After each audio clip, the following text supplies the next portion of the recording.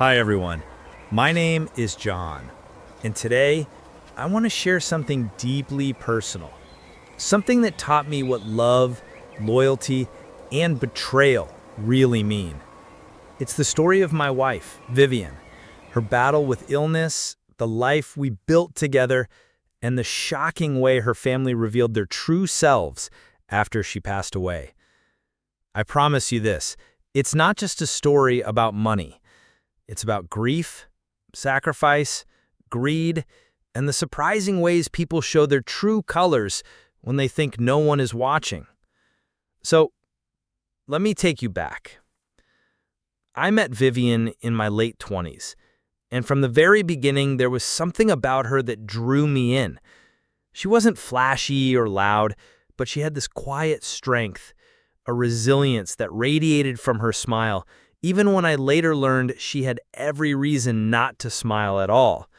You see, Vivian had been living with an autoimmune disease since she was 8 years old. She was upfront about it on our first few dates. She told me, "John, if you're going to be with me, you need to know. I'm sick. I've been sick for most of my life." Most people, I think, would have pulled back at that point. But for me, it only made me respect her more. Because even though she carried this illness like a shadow, she never let it define her. She worked, she created art, she traveled, she laughed, and somewhere along the way, I fell in love. By the time we got married, I already knew that our life together would be different. I knew there would be hospital visits, medications, flare-ups, and limitations, but I also knew it would be full of meaning, love, and moments most couples never appreciate until they're gone. And I was right. Vivian and I were married for 16 years. 16 years of love, challenges, and building a life that worked for us. We made a choice early on not to have children, not because we didn't want them, but because pregnancy could have worsened her illness and even cut her life short. It wasn't easy to let go of that dream, but we did it together. And instead, we built a different kind of life. We traveled when her health allowed it. We walked through art museums, explored quiet towns, and filled our home with books, paintings, and little souvenirs that reminded us of the places we'd been. Vivian was a graphic designer. She worked freelance, often with major brands, and her clients loved her. Many of them paid her not in cash, but in stocks. It wasn't something she planned, but over the years, those stocks grew into a surprisingly strong financial foundation. And me? I put my career second, so I could care for her when she needed me most. I don't regret a single sacrifice. But let me tell you something that may surprise you. Her parents, Patricia and Kenneth, never seemed to see the value in any of this. From the outside, you'd think they were a normal family. Vivian had 2 brothers, both healthy, both married, both with kids, and her parents adored them. They were the golden sons. But with Vivian, it was different. It always felt like they saw her illness as an inconvenience. At family gatherings, they would ask a quick, "How are you feeling?" before moving on to brag about her brother's jobs or their kids' latest achievements.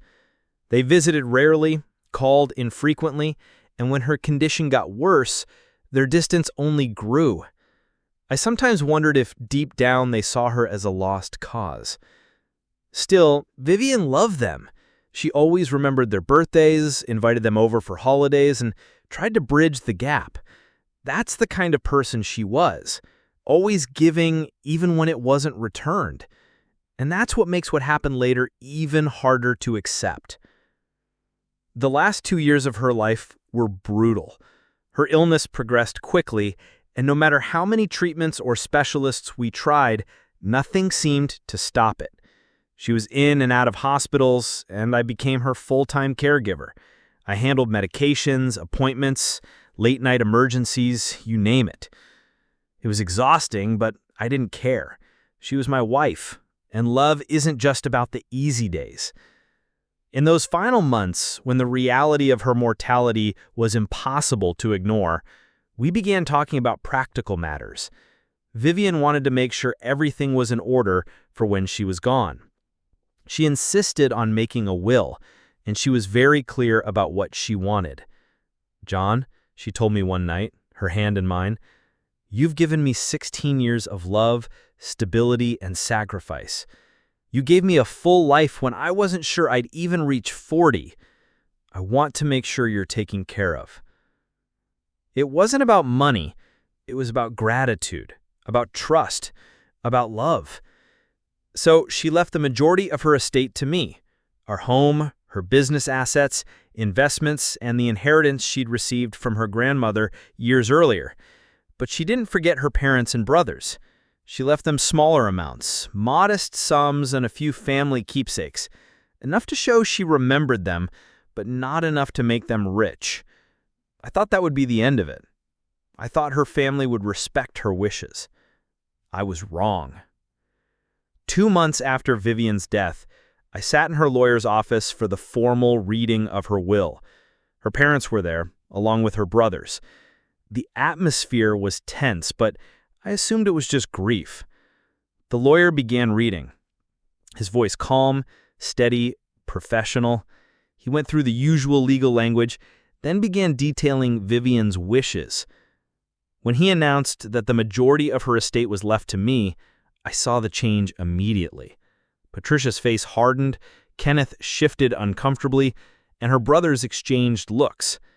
By the time the lawyer finished, Patricia snapped.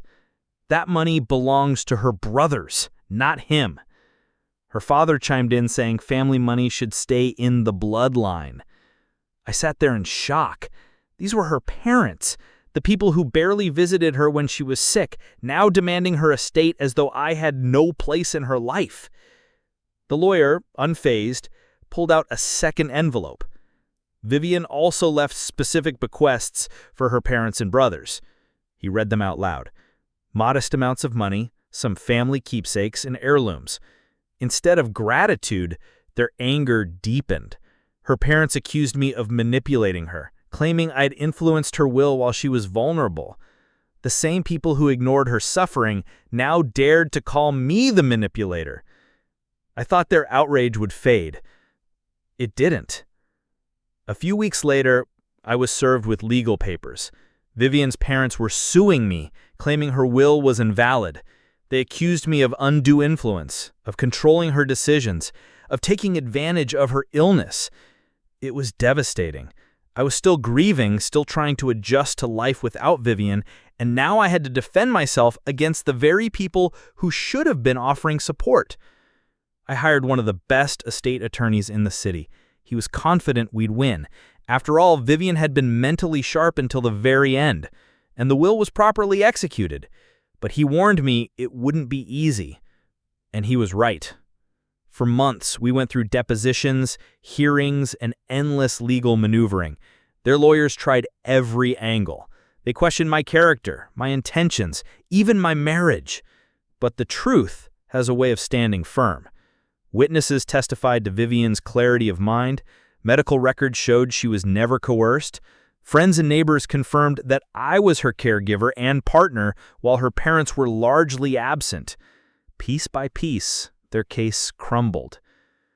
After months of fighting, the judge delivered the ruling. Vivian's will was upheld, every word of it.